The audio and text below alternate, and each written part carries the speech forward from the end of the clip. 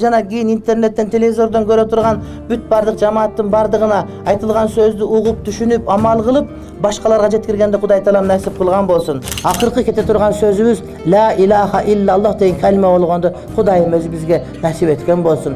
Дөөлөттү, каарылык, мээнеттүү жаштык берсин, динге күч кубат берсин, дааватка Кудайым күч кубат берсин. Кудай Таалам намаз окубаган адам калбасын.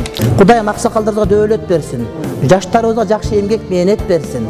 Кудайым барыбызды бактылуу кылып, кыздарыбыздын бардыгына уяттуу абийирди кийим насип кылсын.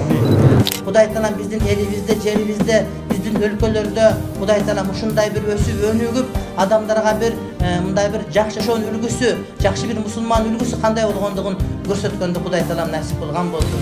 Кудайым эки дүйнө шерменде кылбасын. Пайгамбарыбыз алейхиссаламдын жашоосу менен жашаганды Кудай Таалам баарыбызга насип кылсын.